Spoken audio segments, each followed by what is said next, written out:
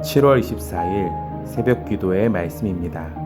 오늘 말씀은 예레미야 37장 1절에서 10절까지의 말씀입니다.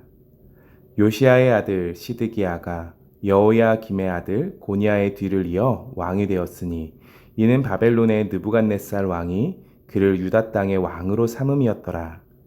그와 그의 신하와 그의 땅 백성이 여호와께서 선지자 예레미야에게 하신 말씀을 듣지 아니하니라.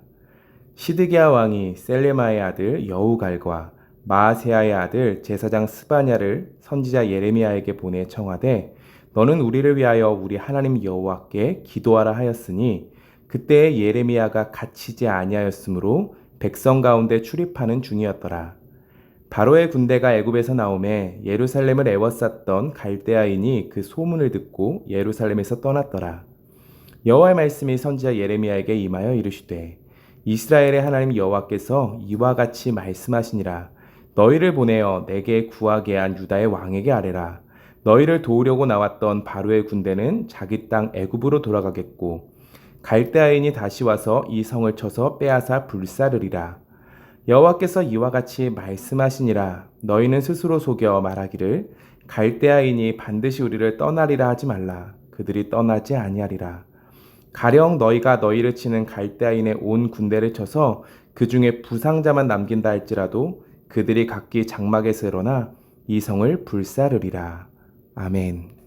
오늘 말씀의 배경은 느부갓네살이 바벨론 군대를 이끌고 3차 이스라엘 공격을 가할 때입니다. 바벨론의 군대가 예루살렘을 완전히 에워쌌습니다. 이 위기 가운데 마지막 왕 시드기야가 왕이 되었습니다. 오늘 1절을 보면 시드기야 왕은 바벨론의 느부갓네살 왕이 세운 왕이었다고 합니다. 그러나 유다의 신하들은 모두 친애굽파였고 시드기야는 유다의 신하들을 따라 친애굽의 노선을 유지해야 하는 상황이었습니다. 그러던 어느 날 갑자기 예루살렘 성을 에워쌌던 바벨론 군대가 철수를 합니다. 알아보니까 애굽의 바로 왕이 유다를 돕기 위해서 애굽에서 나온 겁니다. 바벨론 군대가 진쳐 있는 그곳을 향해 애굽이 진격을 해오니 느부갓네살 왕도 어쩔 수 없이 예루살렘을 에워싸는 것을 포기하고 철수하게 된 것입니다. 이런 상황이 벌어지니 예루살렘은 어땠겠습니까? 엄청난 감동이 있는 겁니다. 하나님께서 드디어 일하시기 시작한다.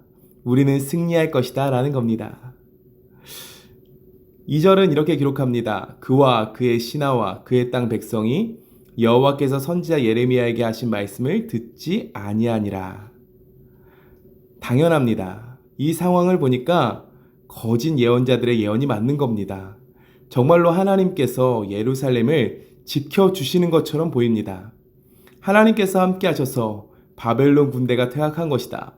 우리는 결국 승리할 것이다. 이런 희망이 보이기 시작합니다. 예레미야가 이렇게 예언했지요. 우리는 느부갓네살의 손에 넘어갈 것이다. 바벨론에 의해서 멸망할 것이다 라고요. 이렇게 예언했던 예레미야의 예언은 거짓처럼 보입니다. 그러니 시드기야가 그리고 그의 신하와 백성들이 여호와께서 선지자 예레미야에게 했던 말을 듣지 아니하니라 라고 성경은 말하고 있는 겁니다. 오늘의 이 시드기야 왕은 앞선 다른 악한 왕들과는 조금 달랐습니다. 아예 하나님의 말을 듣지 않고 무시했던 왕들과 달리 시드기야는 하나님의 말씀에 관심이 많았습니다. 예레미야 21장에도 예레미야를 직접 불러 하나님께서 자신에게 주시는 말씀을 들려달라라고 합니다. 37장 17절에도 하나님께 받은 말씀이 있냐라고 물어봅니다. 하나님께서 무슨 말씀을 하실까에 대한 관심이 있었던 왕입니다. 오늘 3절을 보면 예레미야를 불러다가 기도를 요청합니다. 3절입니다. 시드기야 왕이 셀레마의 아들 여우갈과 마아시야의 아들 제사장 스바냐를 선지자 예레미야에게 보내 청하되 너는 우리를 위하여 우리 하나님 여호와께 기도하라 하였으니 시드기야가요. 오늘 보면 하나님을 믿지 않는 사람이 아닙니다. 하나님을 믿습니다. 기도의 능력을 믿는 겁니다. 그래서 오늘 예레미야를 불러다가 우리를 위해서 기도하라고 합니다. 기도의 내용은 기록되어 있지 않지만 이런 기도 아니겠습니까? 하나님께서 기적을 베풀어 주셔서 바벨론 군대가 다시 돌아오지 못하도록 하나님이 직접 싸워주셔서 또한 애굽을 통하여서 그 바벨론이 멸망되도록 하나님께서 사랑하는 예루살렘을 이제 그만 구원해달라고 기도를 부탁했을 겁니다. 하나님께서 오늘 이 기도에 응답하셨을까요? 하나님께서 이 기도를 기뻐하셨을까요? 시드기야에게요, 하나님께서 들려주셨던 메시지가 무엇입니까? 굉장히 분명한 메시지였는데요. 항복하라라는 겁니다. 항복하지 않으면 더 큰 고통을 당할 것이다 였습니다. 이스라엘 백성들이 바벨론에 의해서 끌려가는 것이 맞다. 이것이 나의 뜻이다 라고 하셨습니다. 시드기야가 해야 되는 것은요, 그렇기에 바벨론에 항복하는 겁니다. 예레미야는 한결같은 이 메시지를 전했습니다. 그러나 시드기야는 듣지 않았습니다. 하나님의 말씀을 듣고 싶어 하던 자였습니다. 그러나 순종하지는 않습니다. 하나님의 말씀을 두려워하기는 했습니다. 그러나 듣지는 않았습니다. 알기를 원하나 순종하지 않는다라는 겁니다. 그는 하나님께서 그에게 들려주시는 말씀을 듣고 싶지 않았습니다. 자신이 원하는 말씀을 듣고 싶었습니다. 3절 후반부는 이렇게 말하죠. 너는 우리를 위하여 우리 하나님 여호와께 기도하라.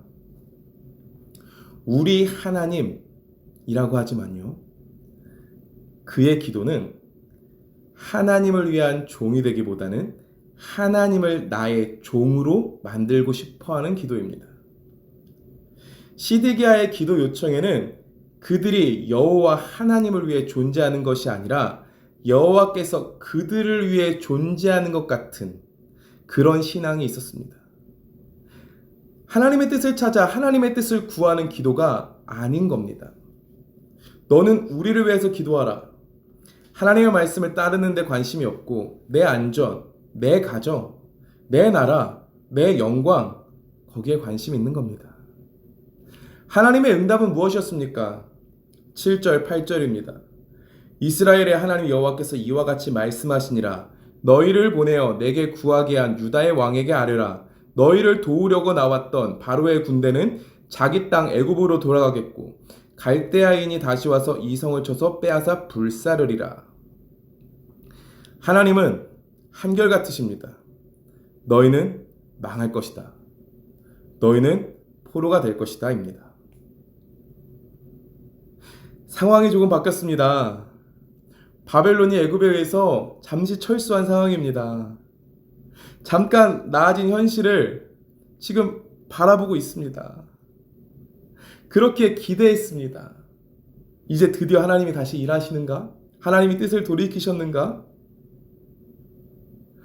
자신은 전혀 뜻을 돌이킬 생각이 없으면서 하나님은 뜻을 돌이켜 주시기를 바라고 있습니다. 하나님은 근데 말씀하시죠. 현실을 바라보는 것이 아니라 내가 행하는 것을, 나의 뜻, 나의 말씀을 듣고 바라보라라고 합니다. 시드기야가요, 진심으로 하나님의 뜻을 알기를 원했다면요, 느헤미를 불러다가 기도를 요청하는 게 아닙니다. 자신이 직접 기도의 자리로 나아갔어야 합니다. 우리가 진심으로 기도하면 어떻게 됩니까? 우리의 뜻이 깨어지고요, 내려놓아지고요, 하나님의 뜻을 받아들이게 됩니다. 기도하면 우리의 뜻이 내려놓아집니다. 우리의 뜻을 가지고 하나님 앞으로 가지고 가지만 결국 하나님이 기뻐하시는 뜻이 무엇인지 분명하게 알게 되고요, 이때 터져나오는 기도가 무엇이냐면 하나님, 내 뜻대로 하지 마시고 하나님의 뜻대로 해주십시오 라는 기도입니다. 이것이 온전한 기도입니다.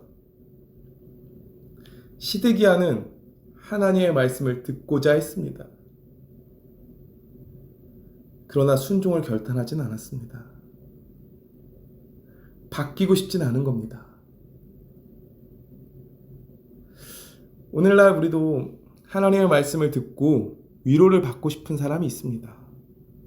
그 말씀에 기대어서 힘을 얻고자 합니다. 저도 그렇습니다.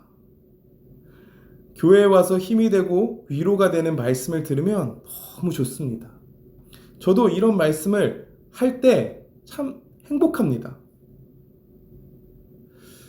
우리는 모두 다 하나님의 위로가 필요하고 하나님의 응답이 필요한 사람들입니다. 또 하나님은 그렇게 하시는 분이십니다. 그런데 진짜 중요한 것이 하나 있는데요.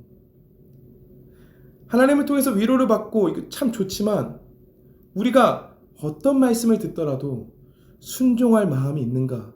이것도 또한 중요한 겁니다. 시드기야와 참된 신자를 가르는 자리가 이 자리입니다. 어떤 상황이 와도 어떤 하나님의 말씀이 들려와도 순종할 마음이 있는가? 성경에서 계속 등장하는 예레미야, 목숨이냐 하나님의 말씀이냐를 선택해야 했습니다. 평화를 선포하고 예루살렘의 안전을 외치면 자신의 조국 이스라엘에게 순환을 당할 일은 없습니다. 그러나 그는 하나님의 말씀을 쫓는 자였고 그는 거짓을 선포할 수가 없었습니다. 어려움이 닥치고 조롱을 당하고 비난을 당해도 하나님의 말씀을 쫓아가는 겁니다. 하나님께서는 우리의 하나님, 우리의 왕이 되기를 원하십니다. 우리의 어떠한 목적을 성취하기 위한 수단이 되기 원하지 않으십니다. 그런데 우리는 시드기야와 같이 합니다. 하나님이 앉아 계셔야 하는 그 자리에 우리가 앉아 있으면서 하나님의 말씀에 순종하지는 않으면서 어려운 일을 당할 때 하나님의 도움을 요청하는 것이 우리입니다. 필요할 때만 하나님을 찾는 것이 우리입니다. 물론 우리가 어려움의 때에 하나님의 도움을 구하는 것은 절대 나쁜 일이 아닙니다. 실제로 하나님께서는 우리를 돕기를 원하시고 어려운 일을 만났을 때 적극적으로 하나님은 도우시기를 원하십니다. 그래서 우리가 더 하나님 앞에 그 도움을 요청하며 나오기를 바라시는 분이 우리 하나님이십니다.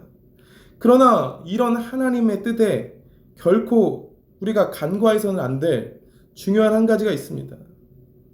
그것이 무엇이냐면 하나님께서 우리의 어떤 문제 해결을 위한 수단이냐, 하나님께서 우리의 일을 도와주시는 보조자인가, 아니면 하나님이 우리의 왕이신가입니다. 하나님이 우리의 수단으로 세우고 살고 계십니까? 하나님을 믿기는 하나 순종하지 않고 하나님께서 나의 뜻만을 이루어 주시기를 바라는 그런 마음으로 살아가고 있지는 않으십니까? 오늘 9절은 이야기합니다. 여호와께서 이와 같이 말씀하시니라. 너희는 스스로 속여 말하기를 갈대아인이 반드시 우리를 떠나리라 하지 말라. 그들이 떠나지 아니하리라. 스스로 속이지 말라라고 합니다.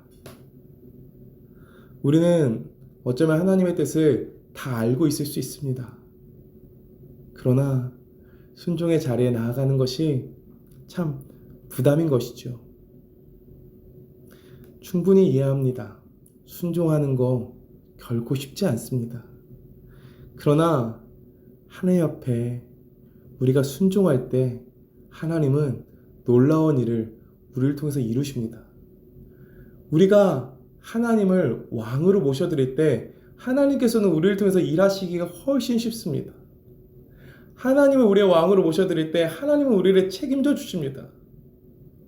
이스라엘이 망하는 것이 지금 하나님의 뜻입니다. 그것이 참 좋지 않아 보이지만 하나님은 그들을 포기하신 것이 아니었습니다. 하나님은 그들을 회복시키시는 일이었고 하나님은 결국엔 그들을 포로 가운데서 건져내 주십니다. 하나님은 우리에게 가장 좋은 것을 주시는 분이십니다. 우리는 이것들을 믿고 신뢰해야 합니다. 어떤 상황에서도 우리가 순종할 때 하나님은 자신의 기쁘신 뜻을 우리를 통해서 이루실 것입니다. 그것이 처음에는 어려울 수 있지만 그것이 우리 안에 가장 복된 길일 것입니다. 하나님 앞에 순종으로 나아가시고 올바른 기도로 나아가시고 바른 믿음으로 나아가셔서 참된 신자가 되어지시는 우리 태국 한인교회 성도님들이 되어지시기를 간절히 소망합니다. 기도하겠습니다. 하나님 감사합니다. 하나님 사랑합니다. 하나님, 우리의 뜻이 높아지기보다 하나님의 뜻이 높아지기를 소망합니다.